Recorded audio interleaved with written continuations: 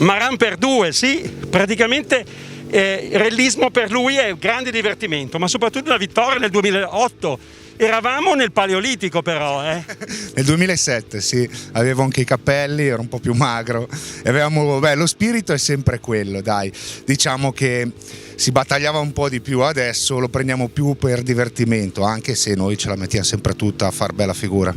Vanni, Maran e Lorenzo al suo fianco. Il fratello Lorenzo è il cervello dell'equipaggio, però il braccio armato è lui che lancia gli attacchi, Vanni, vero? Beh sì, comunque c'è da dire che senza il navigatore, poi nel mio specifico caso, senza mio fratello non riuscirei a fare quello che abbiamo fatto e quello che speriamo di fare in futuro. Come va Luca? Tu l'hai provata nel Rally di Adria, provincia di Rovigo, pochi giorni fa.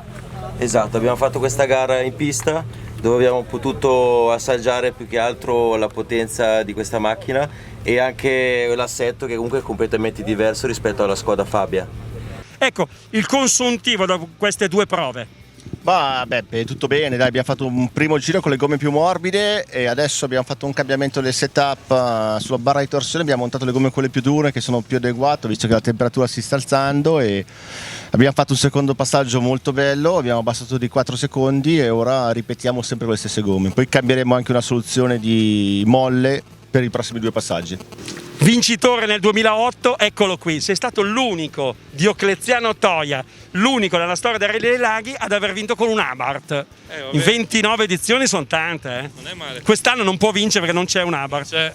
Io quella volta lì ero avvelenato perché arrivavo da 4-5 volte al secondo con la Clio, quindi adesso invece no, è tutto un altro discorso. Siamo qua a divertirci dopo un po' di anni di moto. Andrea Spataro punta naturalmente alla vittoria, sarebbe la prima vittoria nella sua vita nel Rally dei Laghi.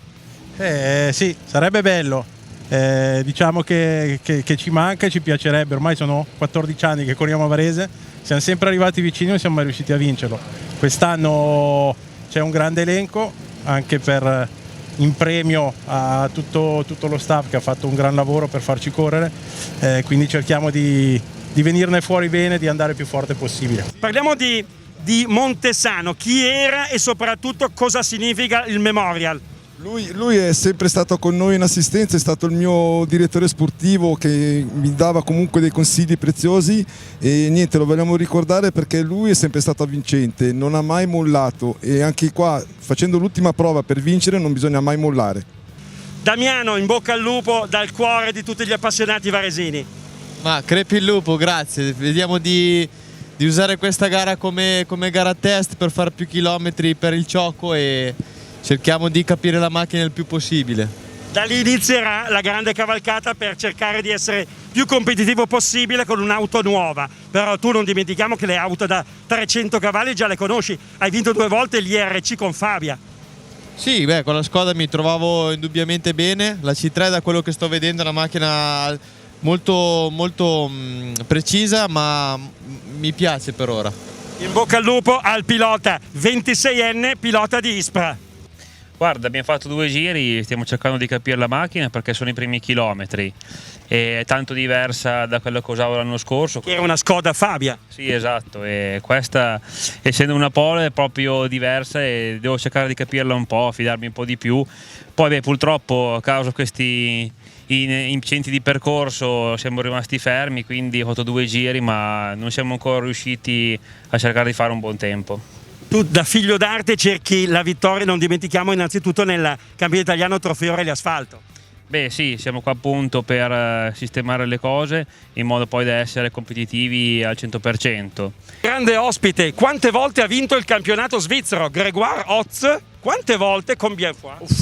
8. 8 volte campione svizzero nazionale. È una bellissima opportunità di vedere un grande campione qui, con navigatore Pietro Ravasi. Cosa ne pensi di questa vostra trasferta?